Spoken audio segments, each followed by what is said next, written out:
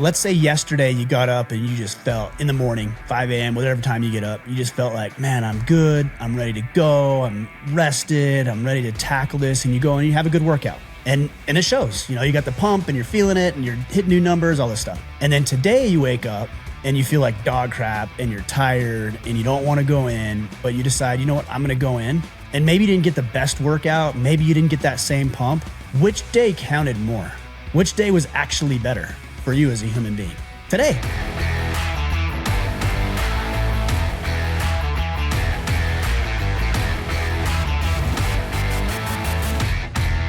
Kipp, what's up, man? Great to see this Monday morning. I've been looking forward to this conversation. As always, I expect you to look forward to this. I do. Anytime I get to talk with you, it's just the highlight of my hour. I won't give you much more than that. It's not my day or a week. It's definitely the highlight of the hour, though. Yeah, I'll get the hour. I'll take the hour.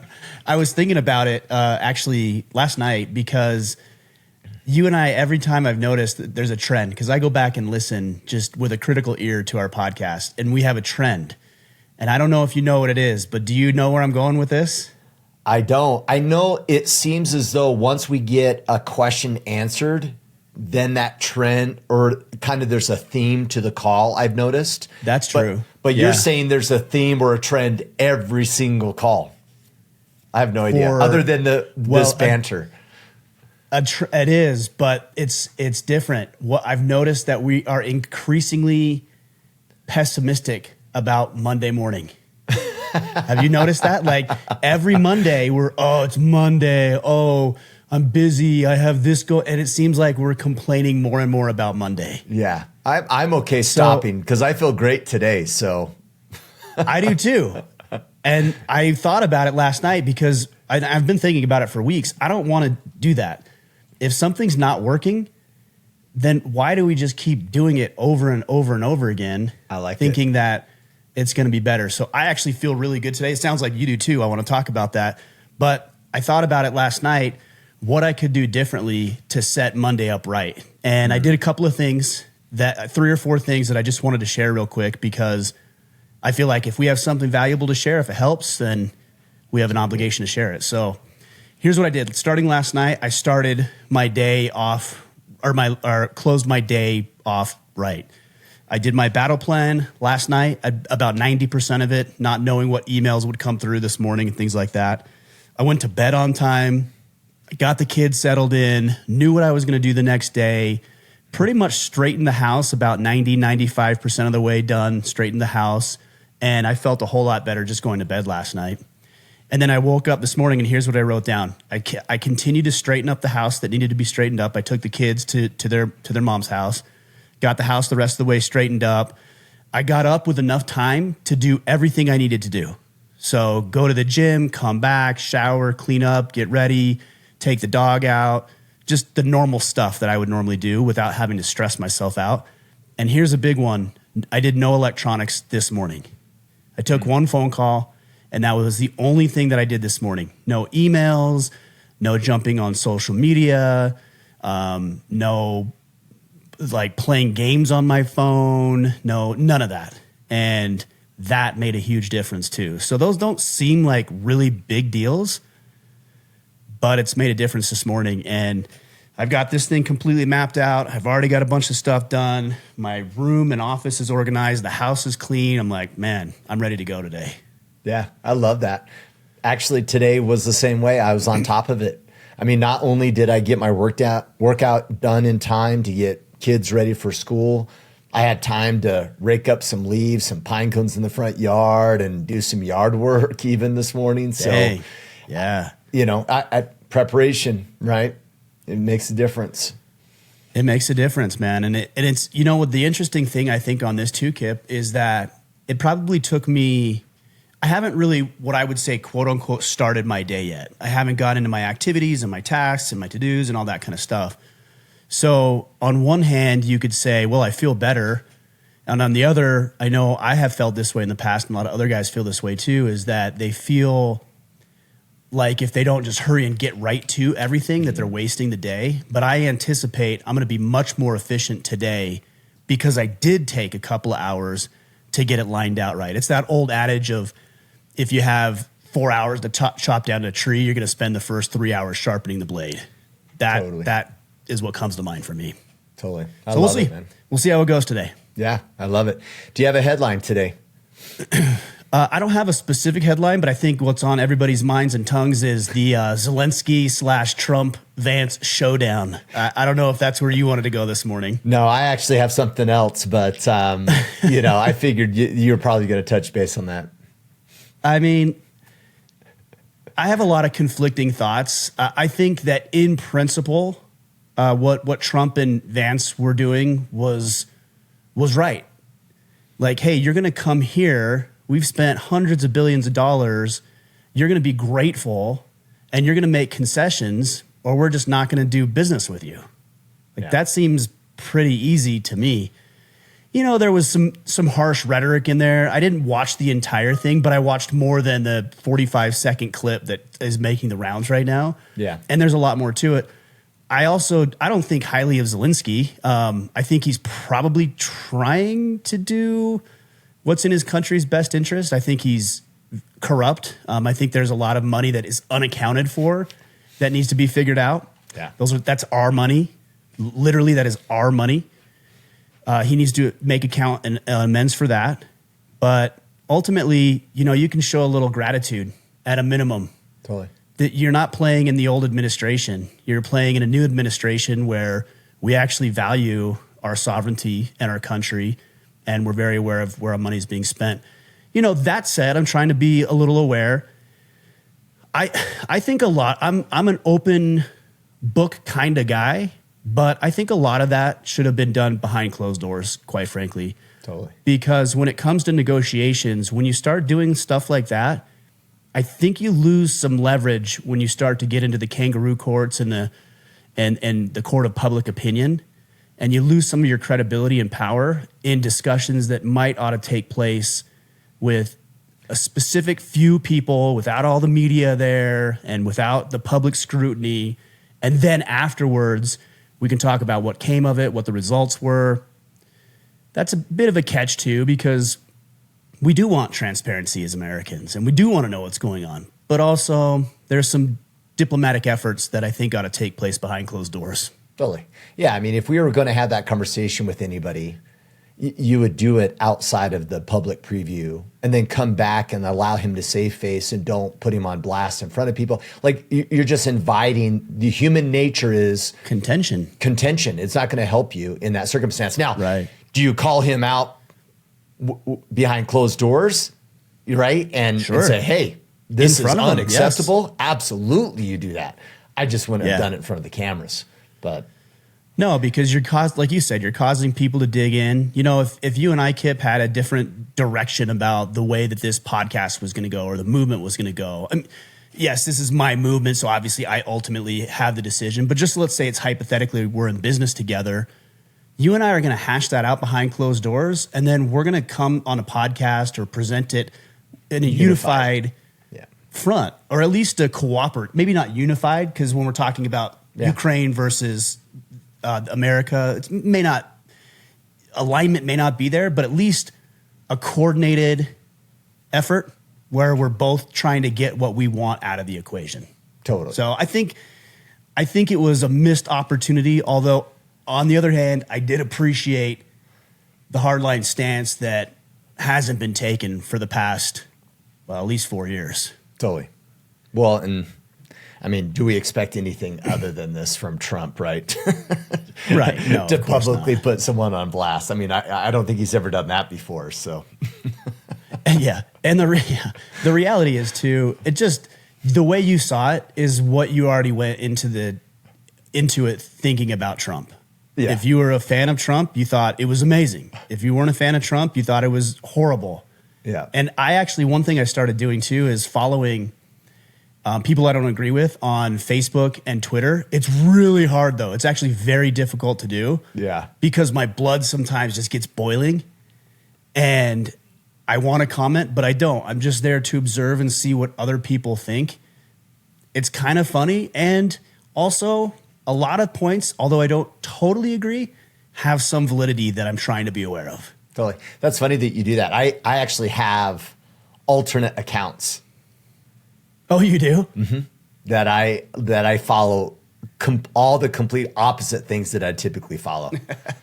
That's funny. Just to, you know what I mean? Because it's self-fulfilling, right? You're communicating in a circle who you follow. Yeah, it's an echo chamber. And so I'm like, okay, I'll join that echo chamber too, and just to read content. So I think it gives you a new perspective. And look, you don't, even when you follow other accounts, like I would say don't engage. That's one thing I try not to do, because the way that this happens is those people have already built their echo chamber the same way I have.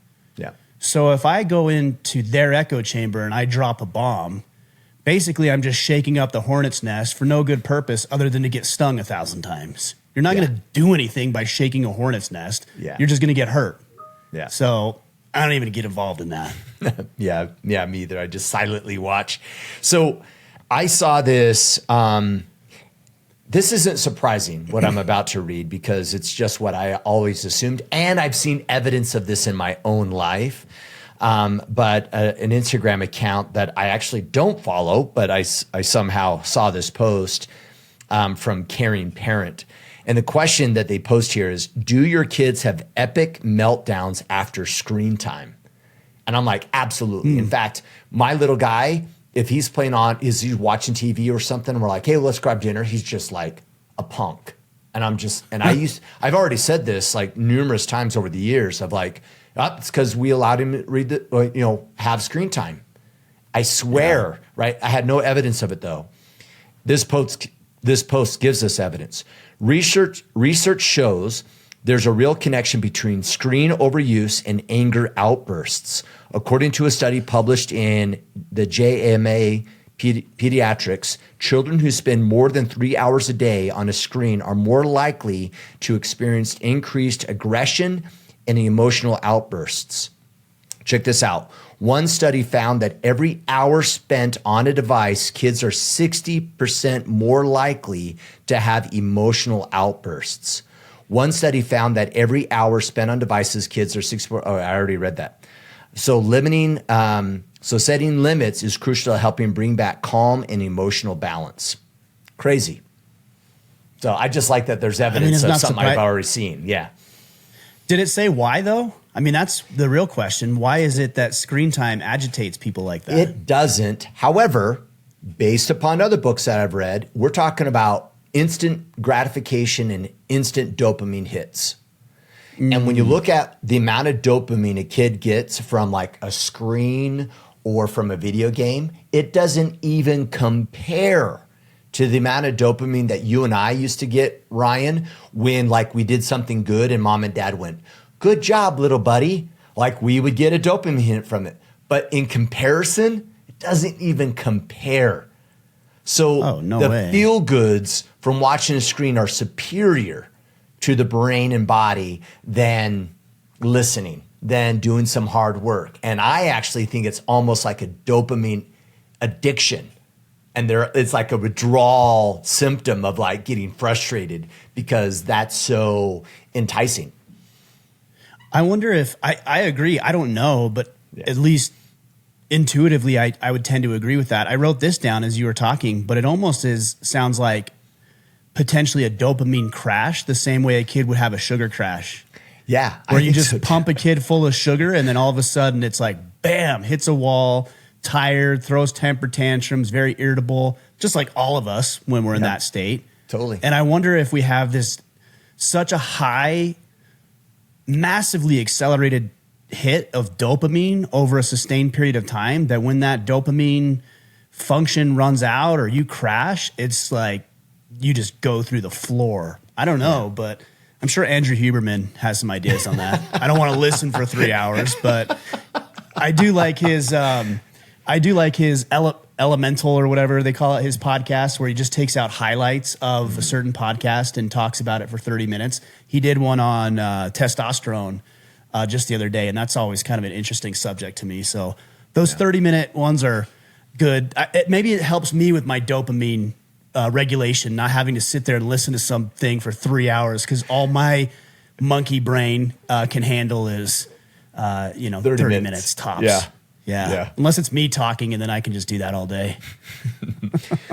So let's get into some questions. We have our first questions from Eric Opine. Yeah, go ahead. Hold on 1 second on that, Kip, because you're doing these from the Iron Council, right? Yes, sir. So I posed a little bit of a different question. I said to these guys, I said, hey, what is the number one most pressing question every man ought to ask himself?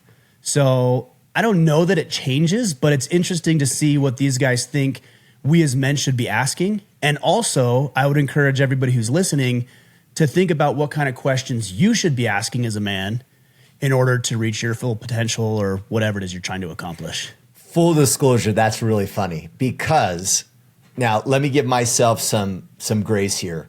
Ryan tags me on this post, right? This is like a weekly thing. So I don't read what you write.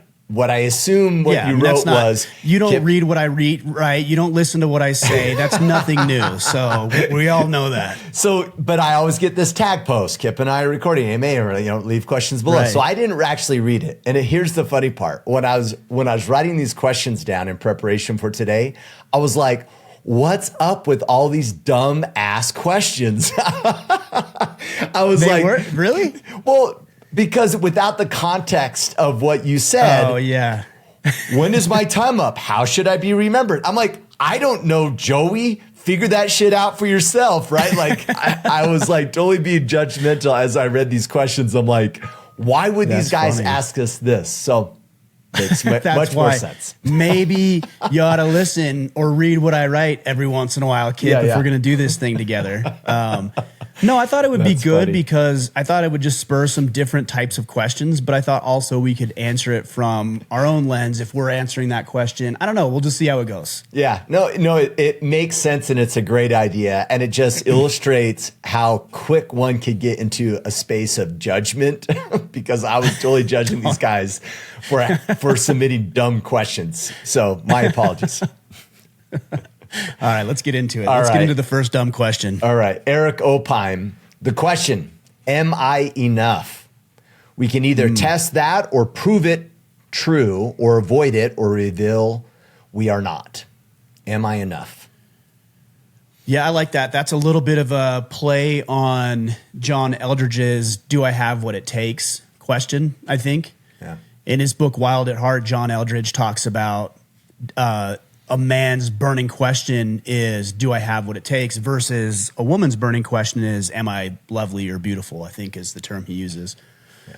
Meaning, am I worthy of being loved? And a man's is, do I have what it takes to do what I need to do? And I think you're right. The only way to answer that question is not to ponder and pontificate on it. It's to test yourself. Yeah. And you're going to find out in a lot of instances you don't. And I think what ends up happening for a lot of men is they think, and I've used this analogy before, it's a period at the end of a sentence. I don't have what it takes, so I'm a loser. I'm not a good dad, so I just wasn't meant to be. I'm not getting ahead in my career, so I must be a failure. No, it's just you don't have what it takes right now. And then what I think we ought to be doing as a secondary question to that is, okay, so therefore what? What is it that I need to do in order to be better? You know, if you want to run a half marathon, I can't do that today. Therefore what? Okay, well, I got to go run. I got to train my legs. I got to eat right. I got to hydrate. I got to learn proper running technique. It's not that I can't ever do it. It's just I can't do that right now. But I can if I test myself. On a deeper level, it could be that your relationship is falling apart and you think it's your fault. It might actually be partly, in fact, it is 100%. It's partly your fault. Okay, so what can you do about it? How can you be more empathetic? How can you be more caring? How can you be more understanding? How can you work and be more diligent? How can you overcome vices? How can you learn how to communicate better? It's just a little bit of a litmus test, I believe, for figuring out ways that we can improve our lives. And that's why it's so important that we have a system that will reverse engineer these types of questions so that I can fill this out and say, okay, I'm not enough right now, so here's what I'm going to do for the next quarter to prove to myself that I am. I love it. And wouldn't you say, Ryan, that the minute you'd say, yes, I'm enough in the current state, that your mantle of responsibility just increases. And then the question needs to be asked again, am I enough now? Where I am now in my life? And the answer may not be, not right now, but you can be. And it keeps changing, right? So how do we, and assuming that you believe with that, how do we find grace and celebrate the progress, knowing that the answer to this question may be no constantly as we level up throughout life? The first thing I believe a man needs to do is realize that reaching your potential is a crock of shit. You need to come to terms with that. And that's not meant to say that you always are supposed to live a life of inferiority. It just means you'll never reach. What does that even mean? Reach your potential. Who said that you have this cap that you're supposed to fill up, and once you're there, your purpose or your mission is over? Well, you should just die then, because like, what more is there for you to do? And so your potential is dynamic. To your question about how do you give yourself some grace, or how do you be excited about the wins, I think you be excited about it. That's it. You just decide, hey, I accomplished something I haven't done before. And I went running over the weekend, and a couple of days ago I ran 3 miles straight. And some people might say, well, that's it. I don't care what you think. For me, that's it. Yeah. That's all I did. And the next day, so this was yesterday, I'm like, you know what? I think I can get 4 miles in. And I went 4 miles. And it was easier for some reason than the 3 miles. Maybe it was something about my mindset or what I ate, or I don't know, whatever, but it was easier. And so today I'm going to go run 5. I think I can do 5. But I still honor that I hit 3, and I still honor that I hit 4. I'm still excited about that, because if you would have asked me to do that a month ago, no way. I would not have been able to do that a month ago. So just honor what you've done. Look how far you've come. Celebrate appropriately. We don't need to make a big deal out of everything, but it might just give yourself a little pat on the back, or just sit in the fact that you did it, and then drive on to the next thing. But the older I get, the more that I'm trying to be aware of celebrating what I've done appropriately. I want to make sure I say that appropriately. Well, and you and we've had this conversation that we by default operate in what I call the gap, right? It's not enough. Yeah. There's more to be done. What is available next? Yeah.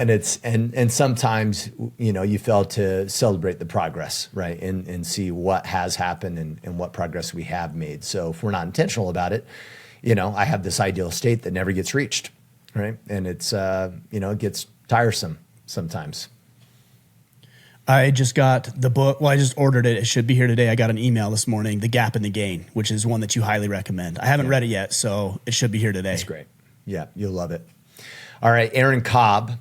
This is the question that ultimately led me to the Iron Council, which is, what is my purpose? Well, here's what I think about that. I think a lot of men are waiting for their purpose to find them or to reveal itself. Yeah. Yeah. Like this clouds parting, God on high, descending with a golden trumpet from his cloud, and the doves and the birds. And that's not how it worked for me. And I'd be willing to bet that any successful person on this planet, it did not work like that for them either. We have to go uncover it. We have to go mine it. I was watching my son, he's playing Minecraft, and you have to go mine it. You have to dig it out of wherever it is.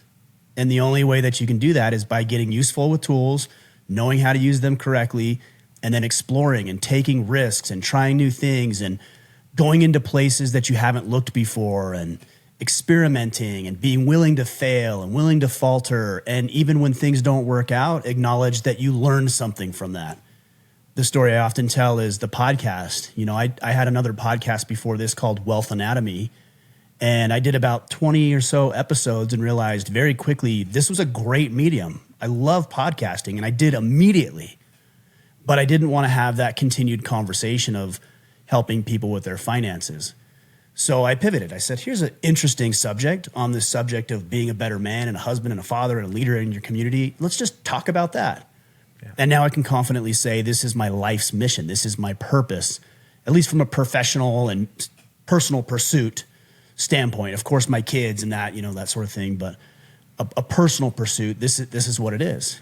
I never would have uncovered that if I wasn't willing to take a risk with the podcast, and also I wasn't willing to take the risk of quitting that in order to pivot into this. Yeah. I find this question interesting. We've used the analogy sometimes that you don't know how to summit the peak until you go over a particular ridge, right? And we get to that first ridge, and then it's a false summit, or you realize that, like, shit, there's 5 more ridges, and I kind of like that analogy applied to this idea of purpose. Guess what the purpose is initially? The first ridge. That's the purpose. And then once I'm on that ridge, I go, evolved, changed. Now my purpose is something else. And so I love this idea that there's not my purpose. There is the purpose or the area of my life that I've chosen to take on. And I also think it will evolve and change. Now, with that all said, I do feel this, and let me know your thoughts, but I don't think anyone will find fulfillment, meaning, and purpose in their life unless it's rooted in the service of others. Of course. And it has to be outside of yourself. Yeah, and it has to be, that's where legacy lives. It lives in other people, not you, not in a book. It's literally in the impact that you leave in other individuals. And so ultimately, I think the ultimate purpose for all of us is to love our neighbor, to serve our neighbor in some way. And that's purpose. Now, how you do that, I think that evolves and changes over time based upon our own development, based upon who we are, based upon our own personal growth. And maybe I have a substantial purpose based upon where I am today, but as I evolve, that purpose changes with me, and I figure out other ways to serve and love those in my life. And so I don't think it's my purpose. I think it's the purpose I choose to take on in the service of my fellow men. Well, and also you can find purpose in anything that you're doing in any given moment, if that's what you're looking for. Yeah. I think so many times, to go back to the analogy of the false summits and hiking, we're so focused on what's over the ridge, what's over the ridge, what's over the ridge, that we forget, whoa, there's actually something I can learn here. Yeah. And I think that's one of the only little caveats I would give to your statement when you said, what's the purpose, the next ridge? I actually don't think that's the destination. It's the ridge that you're on, yeah. Well, it's the step that you're taking right now. Yeah, totally. It's this step. It's learning, it's making your body stronger. It's learning proper technique. It's developing the right tools. It's making mistakes in low risk, low cost environments. It's building up more stamina. It's all of the things that make this step that you're currently on the most important. And so what I would say to anybody who's struggling with purpose is do everything that you're currently doing to the nth degree. Yeah. So, for example, I might say, I want to have this world-renowned, most downloaded podcast ever in the history of man. That's not what I want, by the way, but let's just say it was. Then the words that I'm saying right now are the only thing that matters right now.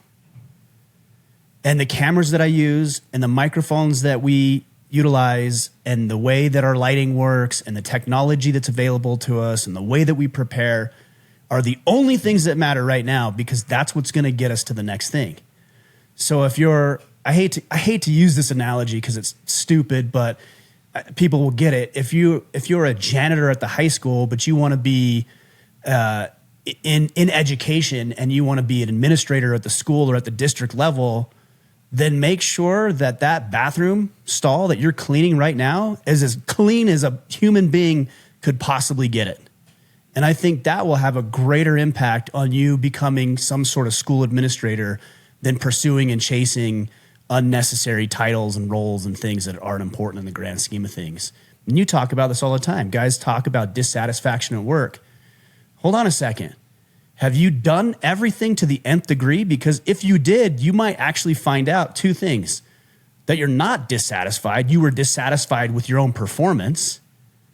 And you'll find other opportunities that will now present themselves because you're opening yourself up to new connections, new relationships, excellence. People see that, and you're going to create opportunities that did not exist before. Kyle Taylor, how do you get out of bed for every day? I'm trying to think about that in the frame of what's the question every man should be asking himself. Say it one more time. How do you get out of bed for every day? Or maybe it's like, maybe he's trying to say, what do you get out of bed for? What's the reason? Yeah, what's the reason right, for the waking purpose, up? the meaning. Yeah. I think we kind of hit on that one. Yeah. Just whatever's on your to-do list today, be exceptional. That's it. When you, like, I've got some bills here I got to pay. When I go to put those in an envelope and write a check, write the check with excellence. Put the stamp on correctly. Square it with the edges. Write the address legibly.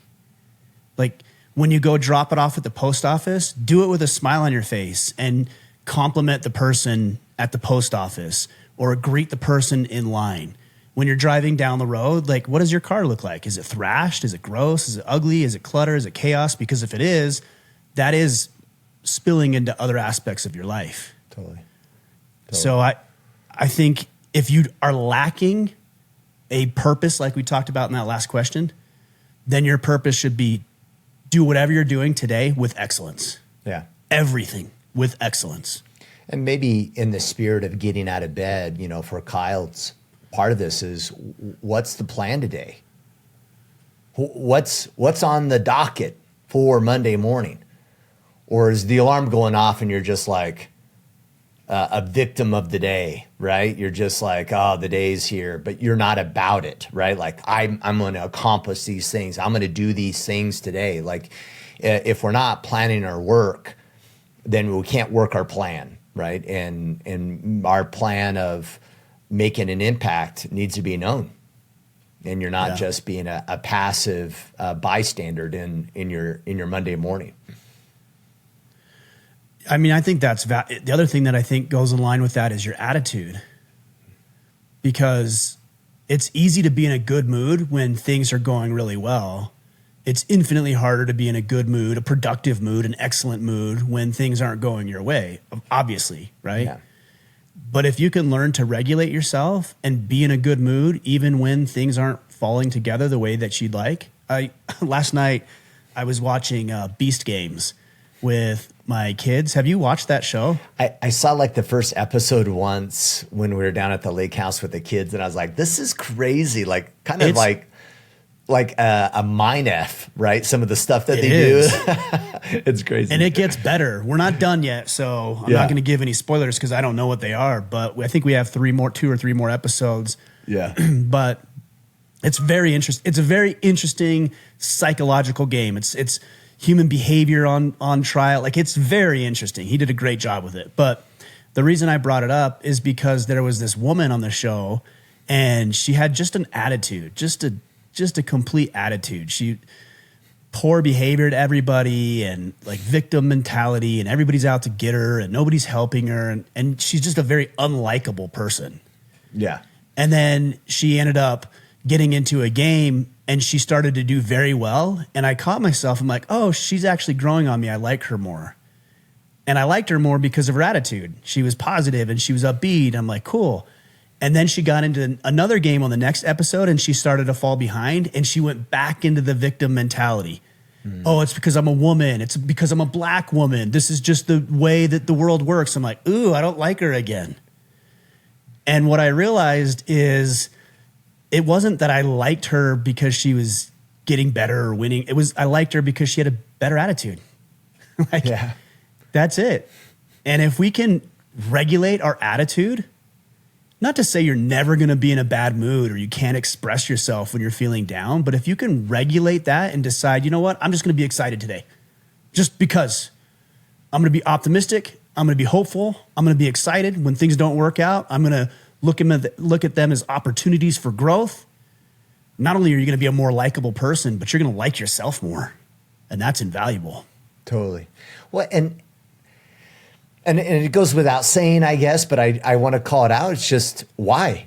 And the reason why is because how we show up, how we confront the difficulties in life impacts those around us, right? And we're so self-centered about our experience and how we're feeling about a circumstance that we fail to forget the tidal wave of emotion and how it lifts people up or brings them down.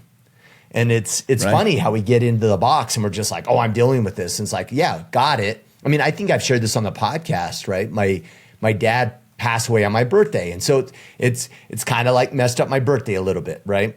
And I think it was the anniversary of his death. And my daughter, Kika, wrote in the letter, she's like, happy birthday, Dad. We love you, but your sadness about your dad's death affects all of us. So please get over it. And I'm like, dude, like she's right. She's totally right. You know, and I don't know, but I even use that as a pulse check, Ryan. I use it as a pulse check to say, if I can't emotionally deal with what I'm dealing with right now, I'm not ready for the next thing. If I can't deal with what I'm dealing with right now in a positive mindset, then the Lord's not ready to give me the next challenge. And so I got to figure this out so I can take on bigger things.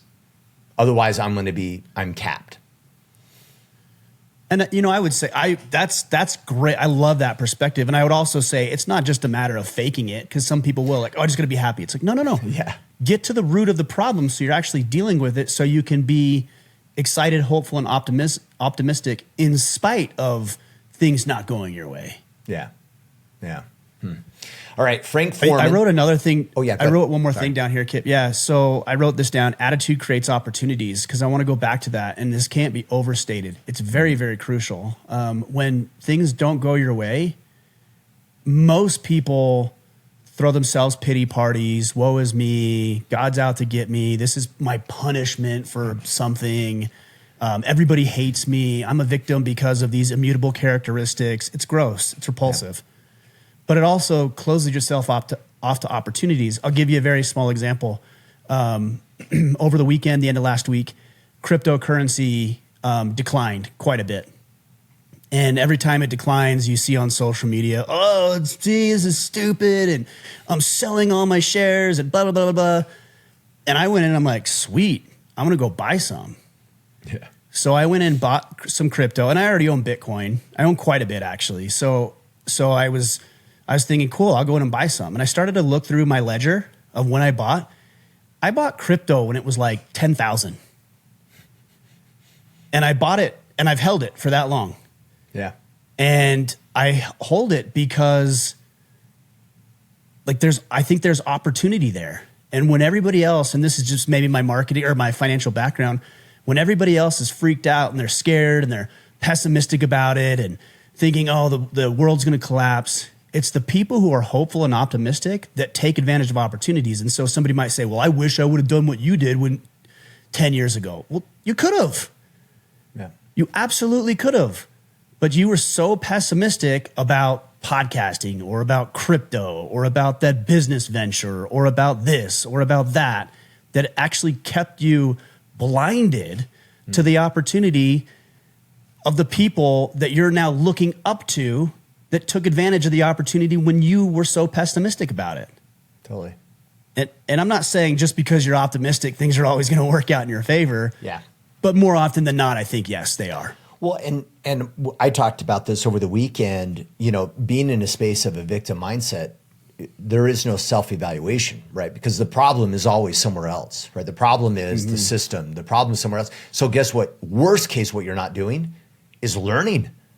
You're not even self-evaluated like you're rolling it because you're so busy pushing blame and allocating blame towards someone else that God forbid that you actually consider anything that you ever did in the situation. So you don't even get to learn either. It's true. It's true. All right, what's next? Frank Foreman, what's your next look like when you're ready to retire. I'm good after more than 32 years as a professional firefighter, now farmer, homesteader. But too often we don't think about it and stay beyond the time we should have moved on. Yeah, I think Frank's a good friend. He's been in the Iron Council for 9 years now. Retired firefighter, did a lot in Southern California with crisis management. They could have actually probably used him just in the last several months, and he went off to Montana to become Grizzly Adams, and he's just living his best life up there. He's a mountain man up there, yeah. Oh, he is. I love it, though. Every time he's on a call, I mean, I wish, Frank, you were a little bit more sometimes engaged in what we were talking about, but to see you planting trees and putting posts in the ground and stringing fence and breaking horses and churning your own butter or whatever it is you're doing up there, forging knives, I'm sure is in there, learning how to shoe horses. It's actually pretty cool. Yeah. And I really commend Frank for following his dreams and being a homesteader. He's been talking about it ever since I've known him, like I said, 8 or 9 years. Yeah. And to see a man that had that vision of what he wanted to do afterwards so that he could start writing beforehand his next chapter, he's done it. I mean, I won't say flawlessly because I'm sure he would not agree with that, but he's done it from the outside looking in pretty well. And that's pretty inspiring for me. Yeah. So how do we prepare for the next step, right? For retirement? Yeah, I don't know because it's not really on my radar right now. And I think that's okay. Yeah. I would like to travel a little bit more, at some point. I do now, but I'd like to travel just a little bit more relaxing and see the world a little bit more. Maybe do some different adventures. And a lot of that I can do with my current job, which is nice. Maybe that's part of the answer, is finding a way to embrace as a profession what you do personally. I started thinking about this idea where I would go visit interesting men doing interesting things and then do maybe like a vlog type series, a day in the life of. So I just got a phone call earlier today, but I told you I wasn't on the phone this morning. I saw that he called. His name's Dwayne Noel. He was on the podcast a couple of years ago, but he owns Dry Creek Wrangler School and he trains horses. And he teaches people, I don't know if it's equine therapy. I doubt, just knowing him, he would call it that, but yeah. You guys get the picture.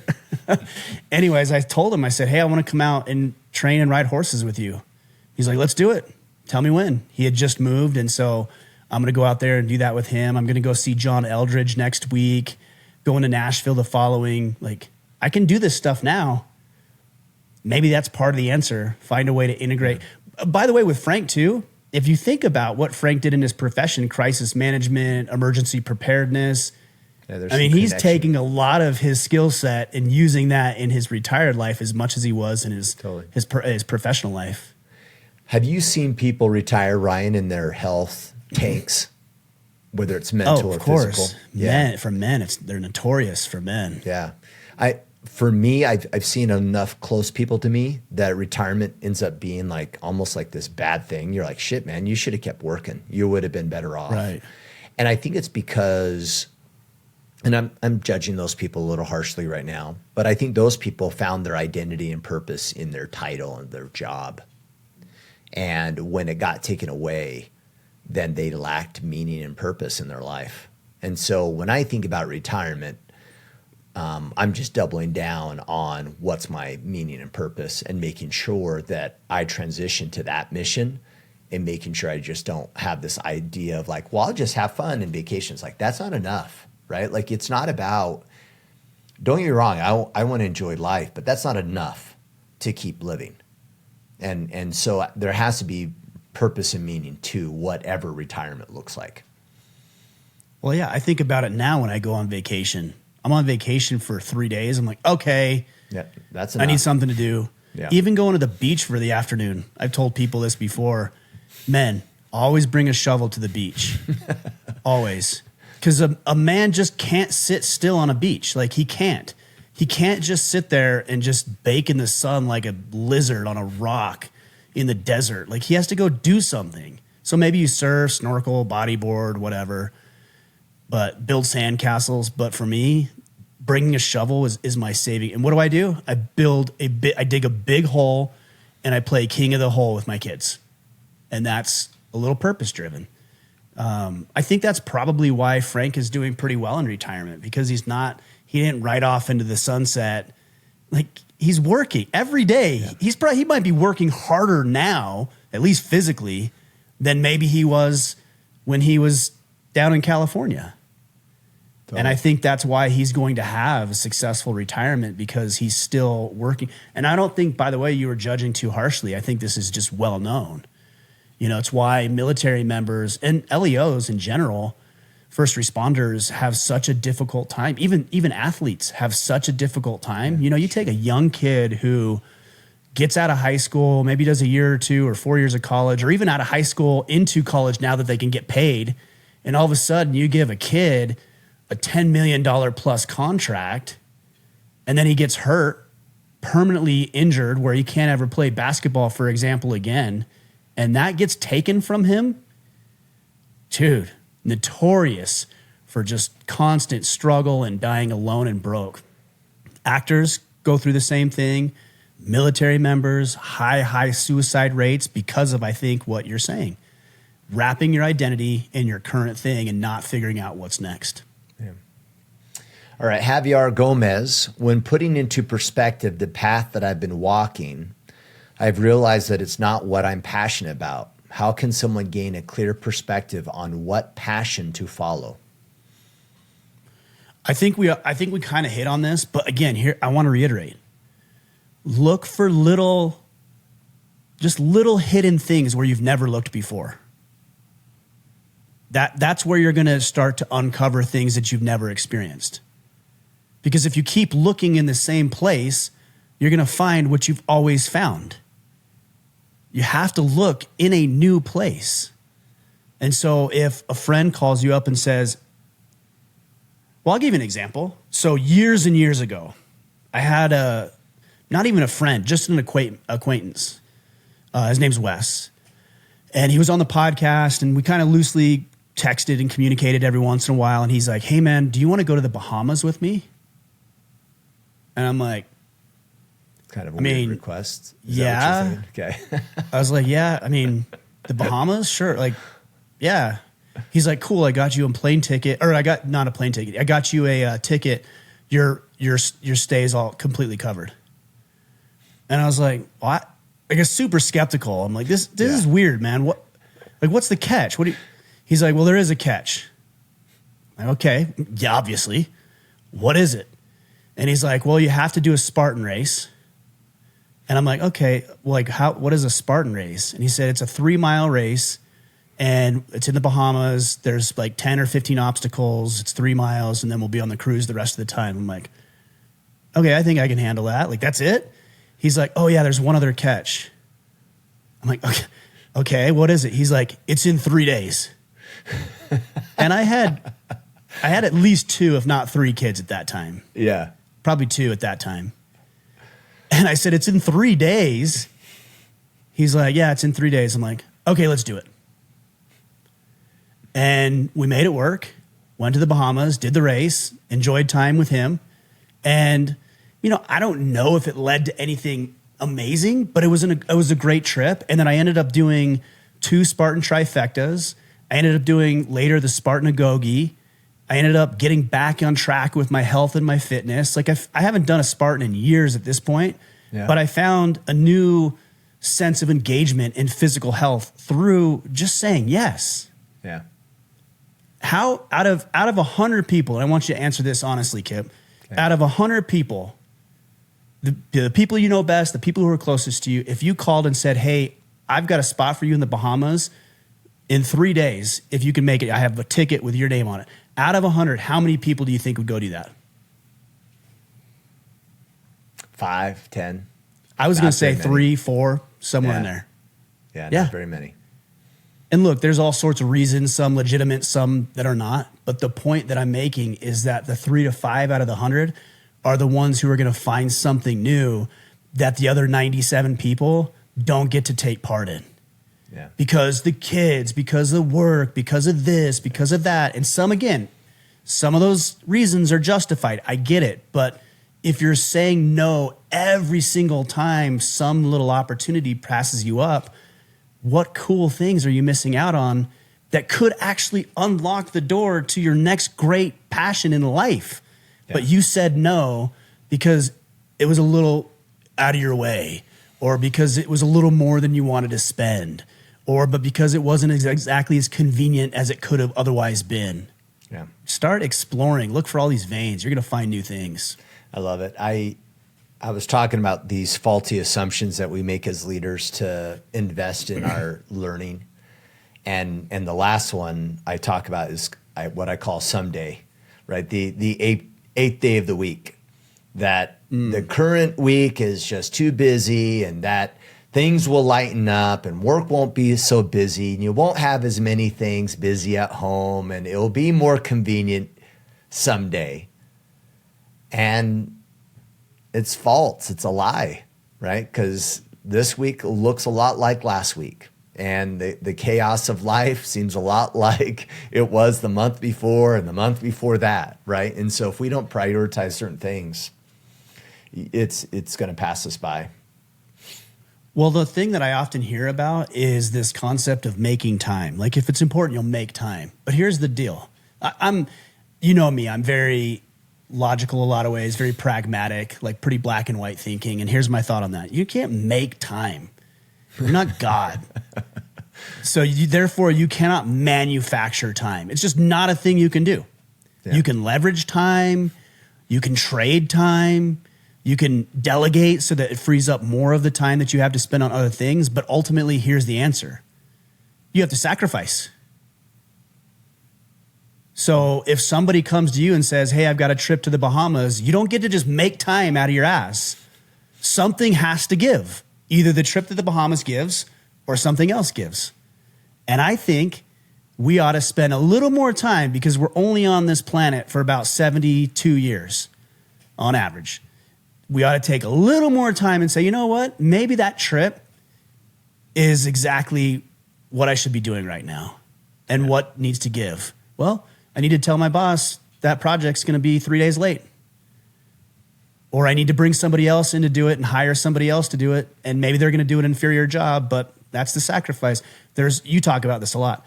There's always a cost. There's a cost of not going to the Bahamas. And guys, the Bahamas is a metaphor, okay? There's a cost for not going to the Bahamas, and there's a cost to go to the Bahamas. And I would say more often, the trip is going to be better than what's currently happening. Yeah.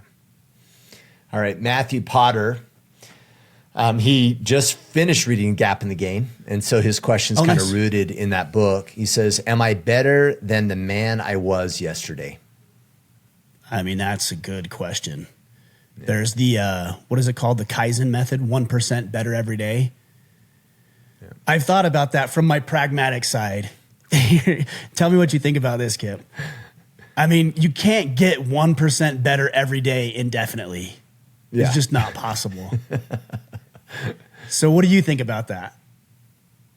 I mean, I think it's the attempt to be better, right? I think it's this, as long as I'm not giving up. But am I going to be better today? Maybe I'm not, actually. Maybe life presents something different at me, and I go, and I failed today, but I learned. So is it really a failure?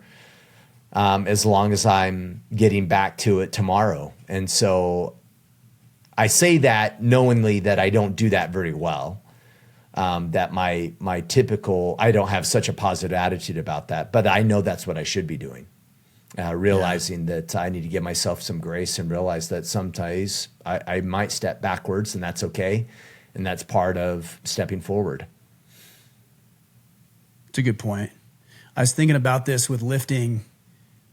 Like when you first go into the gym, for a man who's relatively healthy, maybe has some extra weight that he needs to get rid of, but relatively healthy, maybe athletic 10, 15, 20 years ago in school or something like that, you can start to notice some real big gains really quickly.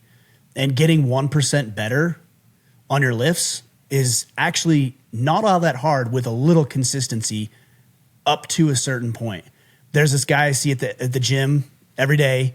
He's got a great physique. He's got a big chest, big back, good strong arms. Like he's just a good physique, a physique that I would be proud of if I had that physique. And I thought I got a little deflated because I started thinking about it. I'm like, man, I see this guy in here every day. And I can look in the mirror and say, I'm getting bigger. I can. Like I've noticed over the past 3 months, I'm getting bigger, stronger. Like I feel bigger. And, but he's not. Yeah, he may have plateaued or he's maintaining. Yeah. And that's not a knock on him at all because he's in there busting his ass way harder than I am at the gym every day and he's not getting any bigger. So that could be a little demoralizing. And what I started thinking about is going back to what I said earlier about not just what you're trying to accomplish, but doing it with excellence. So when I see him at the gym, he does not cut corners. I can see him. I can see him evaluating how he's supposed to hold the bar, how he's supposed to hold the weight, or making sure he's getting proper depth or doing it with the right pace and the right tempo. And for a person like that, 1% better might not be 1% more on his deadlift this week over last week. It might just be that his form was a little bit more crisp, or he got just a few more minutes of sleep, which helped him get a little bit more energy and recovery so that now he can go in there. And I think at some point for high achievers, it becomes less about the result. The results will come, but it's that law of diminishing return, and it becomes more about doing things with excellence. Like, did you actually show up the right way? That to me is what 1% better every day means, is because there's always a little thing that you can do to improve that much better. Totally. Regardless of the outcome.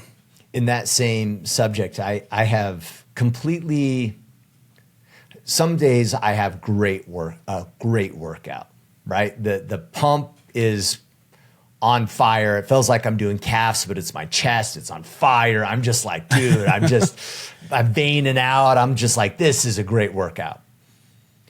And then sometimes I go to the gym and I'm exhausted and I'm pushing and I don't feel the same. It's not tearing as good as it does. I don't feel as excited. It's just not connecting as well. And that's when I remember this little mantra that I've been teaching Koas, do your best, forget the rest. And some days are just that. Some days are just, it's not going to feel like I'm making gains today. Today's just about showing up, doing the best I can with the energy that I have, with the mindset that I have, and that's the win. Well, that's actually that's a good point. Let me explain why. If let's say yesterday you got up and you just felt in the morning, 5 a.m., whatever time you get up, you just felt like, man, I'm good. I'm ready to go. I'm rested. I'm ready to tackle this. And you go and you have a good workout. And it shows, you got the pump and you're feeling it and you're hitting new numbers, all this stuff. And then today you wake up and you feel like dog crap and you're tired and you don't want to go in, but you decide, you know what, I'm going to go in. And maybe you didn't get the best workout. Maybe you didn't get that same pump. Which day counted more? Which day was actually better for you as a human being? I mean, today, right? Because I did the thing when I didn't want to. I wasn't motivated. Like there's more character development today, maybe more body development yesterday. Maybe. But character that's on a for micro. sure today. Yeah. Yeah. So maybe you are 1% better because you did it in spite of the challenge of not wanting to do it. Yeah. Yeah. Joey Gomez, when my time is up, how will I be remembered? Yeah. I mean, that's a great, again, we're framing this from the perspective of what questions men should be asking themselves. When my time is up, how will I be remembered? I love this because it's no longer selfish. It's selfless. Yeah. I mean, I guess it could be selfish, right? If you're just wanting to be remembered and be glorified and be tapped as a saint, I guess that could be a little selfish. Yeah. Or I think in the spirit of the question is, like, what do you want your kids to remember about you? Like, who will be served by you? I also think about this generationally. Like if you can be a good friend to somebody, just a good friend, you show up when they need you, you do things with them, you invest in their life, you could change their lineage. And there will be recipients of your work that you'll never know in 100, 200, 500, even 1,000 years because you showed up the way you could have. That to me is pretty cool. Totally. Hard to wrap our heads around because it's so easy to get caught up in the moment and to be selfish. And, you know, like the other day, I'm an asshole, but we're all assholes. And this isn't something anybody else has experienced. I'm driving down the road and I got stuck in traffic and it looked like there was 3 cars. And I think everything was okay. One was pretty banged up, but it looked like it was still up, like it hadn't rolled, and looked like everybody was there. No ambulance there. And my first thought, what do you think my first thought was? Are they taken care of? Is there enough people there to address it, or should I stop? Yeah, well, you're a better person than me because mine was, these idiots, they got in a wreck and slowed me down. I'm trying to get over to St. George. I'm laughing. That was my first thought. And I know I think maybe I'm wrong because you're a way nicer person than I am. But I'm sure, okay, come on though. Have you ever felt that? Well, okay. No, you haven't. 2 weeks ago, we were leaving Bear Lake and there's a truck slide off the side of the road backwards. And my first initial thought was idiot. But then my second immediately right after it was, do they need some help? So it was kind of, a duel, but I judged them first. Yes. And we have to, we've talked about this in the past, wrestle with that natural man. I mean, I had a similar experience a couple months ago, maybe 6 months ago. I was driving down the road and I saw this guy who's in a big, 3/4 ton or 1 ton Ram or something. And he was stuck in the sand dunes. He was stuck off the side of the road. I drove by. I'm like, it sucks. And I kept driving. And I'm like, God in his infinite wisdom is like, you idiot, turn around. And so I pulled over and I turned around and I pulled up. I'm like, hey, you guys need some help? And he's like, yeah, I do. I'm like, cool. We got the tow strap. It took us 15 minutes. Threw the tow strap on. The GMC pulled the Dodge out. No problem. Just want to make sure I let you guys know on that. Pulled him out and he comes up to me and his wife is on the phone and she's like, hey, like we got stuck. We're not going to make it. I'm feeling bad. And the guy comes up and he shakes my hand. And when he goes to shake my hand, he had a $20 bill in his hand. And he goes to shake my hand. I'm like, no. And he's like, no, you helped us out. I'm like, I know I helped you out, but that's just because you needed help. Because I would hope that if you saw me stuck on the road tomorrow, you better pull your ass over and help me out of the thing. And he just kind of laughed. He's like, oh, I will. But yeah, we have to fight against that selfishness of just life. Like, I'm busy and this idiot got in a car wreck. Holy shit. Somebody's daughter could have just died. Like somebody's dad maybe is not coming home tonight. Totally. Or, maybe somebody didn't have insurance and now that person's on the line for a $50,000 vehicle and they're broke. Or maybe somebody else is already dealing with cancer and now their husband's dead. It's like, and I'm worried about being 10 minutes late to where I need to go. I think we should just be a little less selfish and just think about how we might be able to serve other people. And usually it doesn't take all that much effort or time to be able to help somebody out. Like if you're in line, at the grocery store and maybe somebody in front of you is having a hard time, you can tell or something, like just pay their groceries. It's going to cost you $30. Pay their damn groceries. Like just hold the door open, like just easy stuff. And I guess maybe that goes back to your thoughts about purpose, like serving other people. And then maybe it helps answer this question of what will you be remembered for? Somebody who's kind and generous and supportive and caring and selfless. And I think that's why we have the tools and the resources we have. Like the reason I have the skill sets that I have is to help other people. I would not have those skill sets if I wasn't meant to give those abundantly to other people. It's required. Yeah. Todd Martinez, are you doing what you should be doing? You know what's you know why I like that question is because it's one that you could ask all day, every day. Yeah. Is in this moment, am I doing what I should be doing? The answer right now is yes, this is what I should be doing. And you have to answer the question yes or no with zero explanation. And if you have to use explanation, then you're lying. That's how I use this question. Should I be doing this? Yes or no? Give me an example. You're talking about like a justification or rationalization or something? Because I'm rationalizing it, right? Oh, I shouldn't, but it's like, no buts. Yes or no? And use how do that you as the square question. that, Kipp, with somebody who, I'm just trying to think of an example. Maybe somebody's engaged in either illegal financial behavior or taking advantage financially of somebody else, but it's because, here's the rationalization, they need to put food on the table and they're financially bankrupt. And how do you square that? Because I know what you would say is like, you still have to do it. Yeah. Well, that's easy when you have food in your belly and the bills are paid. Yeah. I have a perfect example of this. Okay, let's hear it. We did a leadership training over the weekend. I had a business owner grab me after our session. He's like, hey, I have this scenario. I want to get your advice on it. Cash flow is tight.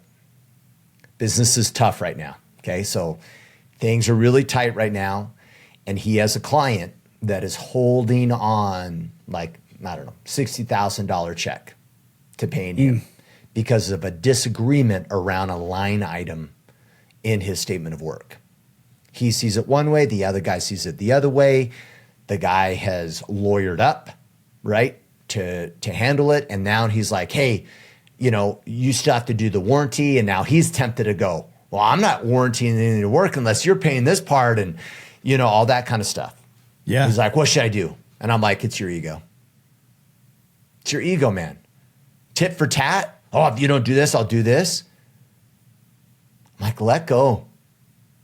Let go and do the right thing. And things will work out. And I shared an example with him years and years ago. I had a client that in the middle of a project, the executive left and was replaced. And I was billing the client and they're like, there's no more money on the purchase order. And I looked at the purchase order and there were zeros missing on the purchase order. My previous contact messed up when he got executive approval and had the PO. Missing zeros on the purchase order. I've done the work. I have to pay employees, right? Like, I was like, absolutely, I am going to get a lawyer because I can't not get that check. And then I thought, did they intentionally screw me over? And the answer was no. It's an honest mistake. And am I going to hurt relationships for that cash? Is this customer never going to do work with me ever again because I lawyer up? Or am I going to throw this other executive under the bus that went on to another company to work for them and I make him bad by, you know, he screwed up, right? And so I decided not to. I went, you know what? I'm going to let it go. Within 6 months, that company called me up and said, hey, whatever happened to this project? I'm like, actually, we paused it because of this mix-up. And they're like, oh, no big deal. How much do we owe you? We'll do a new PO. Oh. And then we ended up doing more work. And I ended up doing more work with that other executive that moved on to the other company. It worked out. But I had to double down on not what are the outcomes of this decision, what's the right decision? And then just let the chips fall and go, this sucks. I hope this pans out. And we're just going to have to see how it goes. I also think there's a lot to be, I mean, those are great examples. As you were saying it, there's a lot to be said for consistently doing the right thing, because I think for every one of those scenarios that it works out, like you said, there's probably 10 where it doesn't. You never get paid. Yeah. Yeah. And if you're doing the right thing, then in this case, the jobs that you would pick up outside of this scenario, the extra jobs you're going to pick up because you're constantly doing the right thing, even though, yeah, you'll be out this guy 60 grand or you missing these zeros, the jobs you will pick up because of your integrity, I think over time will vastly outweigh what you may have lost. Totally. And it has, because I've had scenarios, right, where it wasn't paid. And so that's my thought. I just use that trigger, just like getting out of bed in the morning, right? If I have to excuse why I'm not getting my ass out of bed, that means I should probably get my ass out of bed. I like it, man. Yeah. I see no flaws in that argument.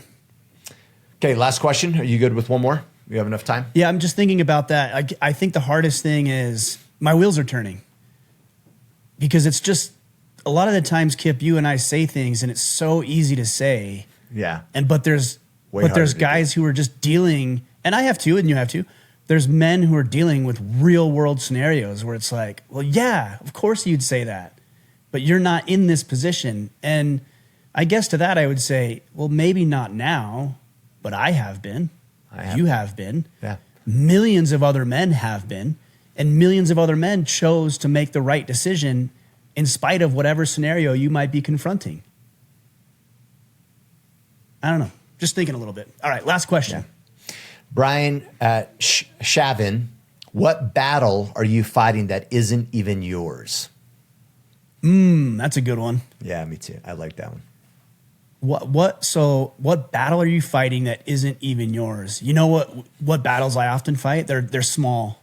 But you know what battles I often fight is controlling people's emotions. Yeah, totally. That is a battle. And I don't know if it's my anxiousness. I don't know if it's my need to control things or my personality, but I'm really aware to a fault often of how people are, and thinking it's my job to make them better or to feel better or more comforted or whatever, instead of letting people work through their stuff. That's one thing I do quite often, I'm aware of. Well, and I'll even add to that, I would say in the same line of thought, but also managing their impression of me. That's a good one. Yeah.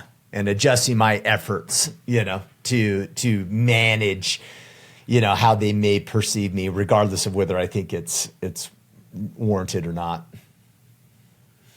Another one that comes to mind is rescuing people from consequences, like even your own kids. Yeah. It's hard. Because of course you don't want them to suffer, but maybe the suffering is exactly what they need. That's another one I do. Rescue. Yeah. Can you think of any more? It's a good question. No. Do you think there's scenarios where men are banging their head against the wall in some way, maybe personally or professionally, that they shouldn't be doing that? Absolutely.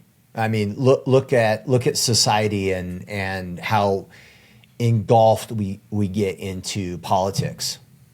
Emotionally, they're fighting a battle that is absolutely outside of their realm of control.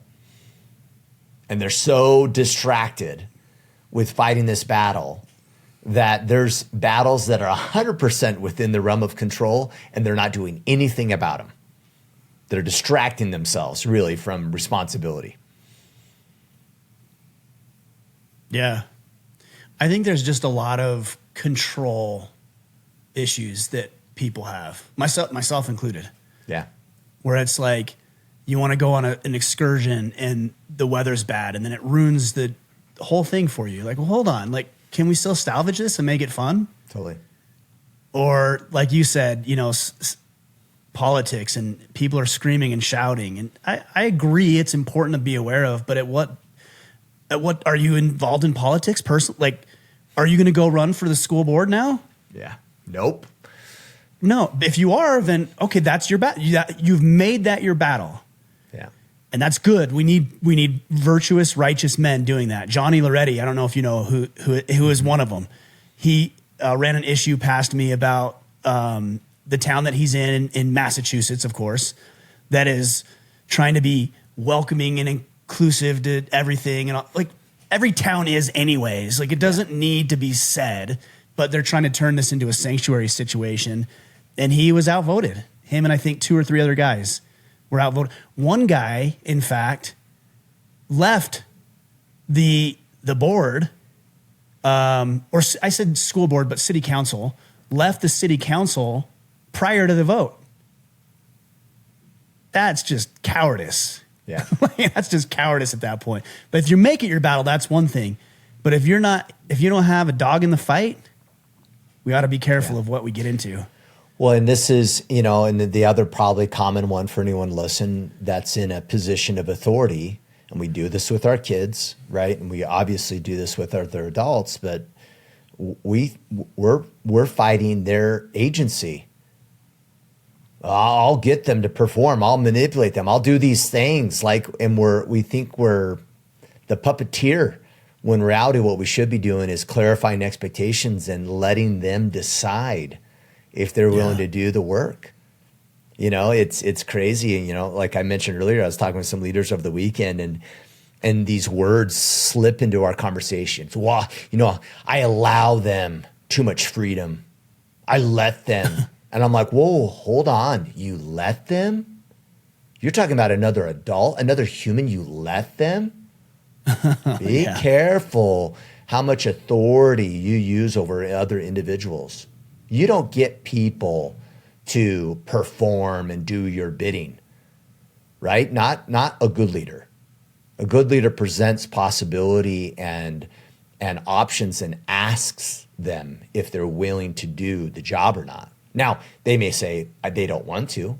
Now we don't have a fit and we go our separate ways, but you don't get people to do things. Right. Well, and you and I had a conversation maybe 2 months ago now about something that I wanted you to do within the organization. And I'm like, why don't you think about it? Like you were the perfect fit and you didn't want to do it.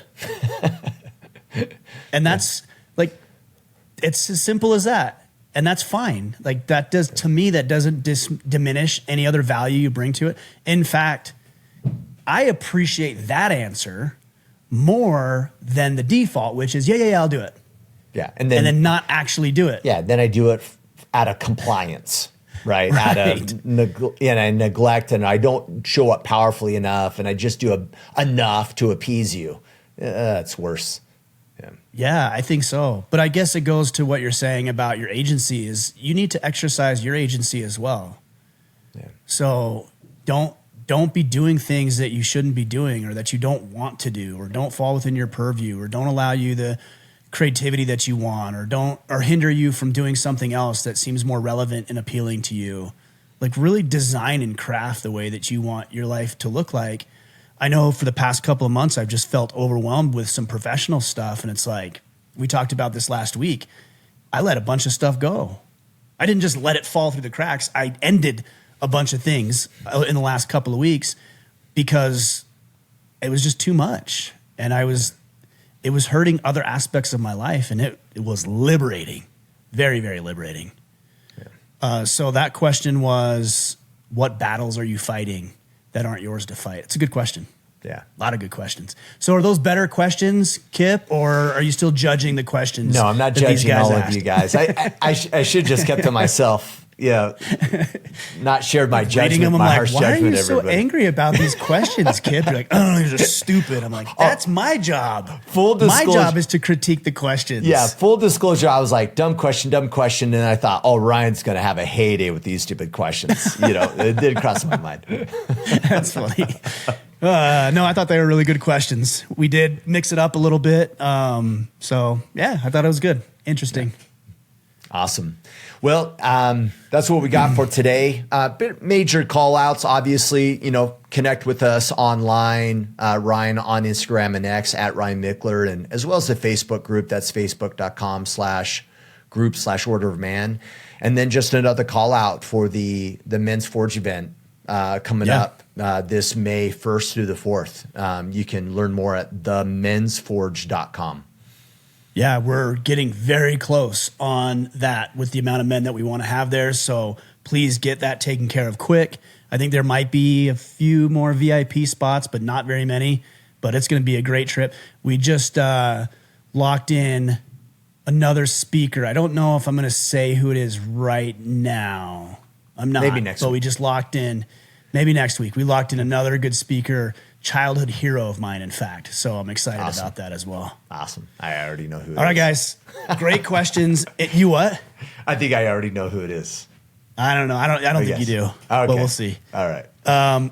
Great questions. I know Kipp didn't enjoy them today, guys, but I enjoyed your questions, and I'm glad you asked those. I'm going to see if I can get Kipp to be a little bit more considerate, and a little more empathetic on future podcasts, because that's definitely an area that he needs to improve upon. So, Absolutely. all right, you guys. Appreciate your great questions today. We will catch you on Friday. Until then, go out there, take action, and become the man you are meant to be.